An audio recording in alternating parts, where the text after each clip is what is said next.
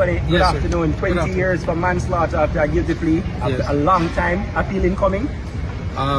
That is not something that we have determined as yet, because when you look at it in the context of 20 years, remember that the calculation in terms of imprisonment, you serve 2/3 of that once you are on good behavior. So it may very well be a situation where, in relation to the 20 years to which you refer, it may very well calculate to be about 13 years, consistent with the eligibility for parole in respect of the committing felony using a firearm, which is the recommendation that the Chief Justice said 13 years again of eligibility in terms of parole. So in long and short of it, what we're looking at is really, in real terms, 13 years, provided that certain conditions are met.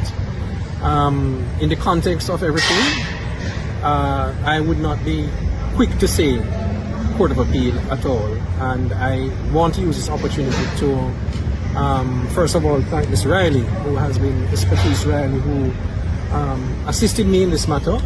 I want to thank the media, members of the public. The reception in terms of the live streaming was done with decorum, and there wasn't any outburst or anything like that. And I thought, all in all, what won today was the justice system and the Chief Justice explaining from the very start why it is that the provocation plea was accepted. And I'm also very happy, and I think it's very important to emphasize that these misinformation in terms of the deceased being shot in areas, which I would not want to mention, and the whole issue of history of abuse and the whole issue of cover-up, all of those things today were demonstrated to be false. The fact of the matter is that this case raises other issues in terms of, yes, domestic violence and how you treat it, and domestic violence not only in relation to women, but men as well, because it cuts both ways. You have instances where men are abused, and because of the conventional culture and wisdom, there is a reluctance for men to either leave a relationship or to make a formal report. I don't wish to speak ill of the dead, and I think her memory must be preserved, and we also have to bear in mind at the end of the day that the overriding consideration is one thing: the children. Mr. Champagnie. So I am not going to, we are not going to go into the nuts and bolts of who did what, when, how, and the circumstances. It's unfortunate, and I hope that this has brought closure and we can move on to heal.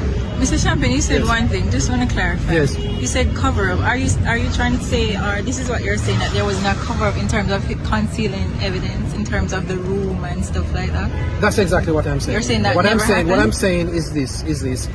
The information there, yes, there was alteration that was done in relation to the bedroom, but that was done, what?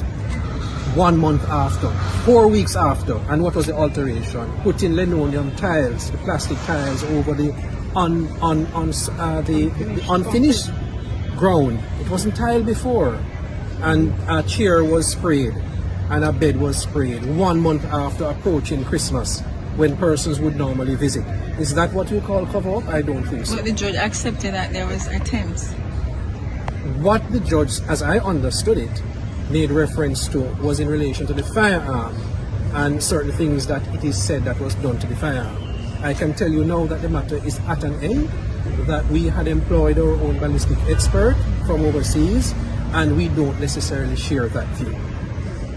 So I would want to refute the issue of cover-up, and to be quite frank with you, it didn't really feature heavily in the case. I think what was referred to in terms of cover-up is the stance, and was the stance of Mr. Silvera immediately after, to say that certain things happened, and he gave a statement. We can't shy away from that he gave a statement not pointing to any culpability on his part. So if you want to use the word cover-up, that is a perspective or the direction that I would say, yes, you could say that that may have been the situation, but in the plain mitigation, it was demonstrated why As to whether or not it was a reasonable excuse is another matter, but he gave a reason as to why.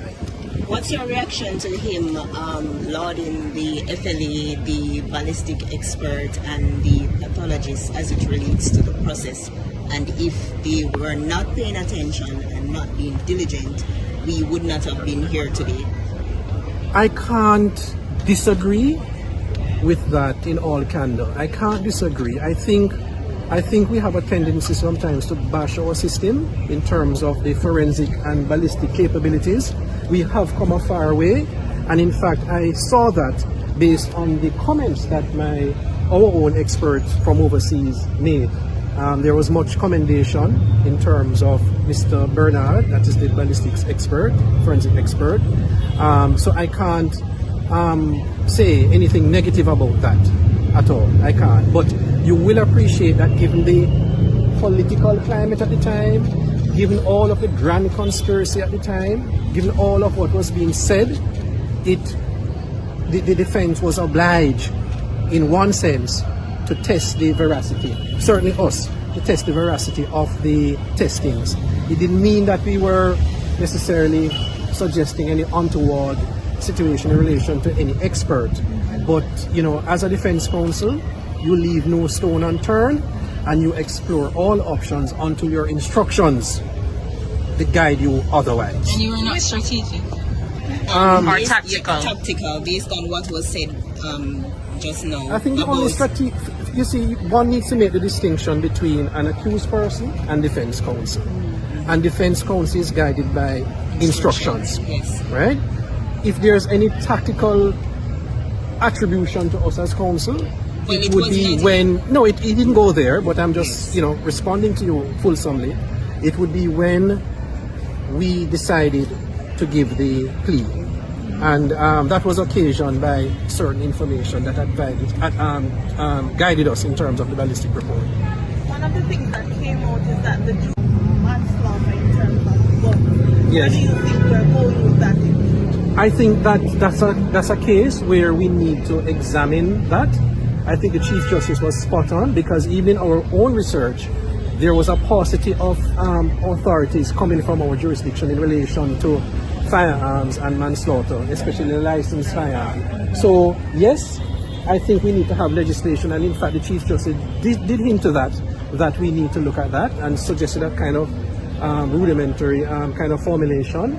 That was not his purpose today, but I mean reference was made to that.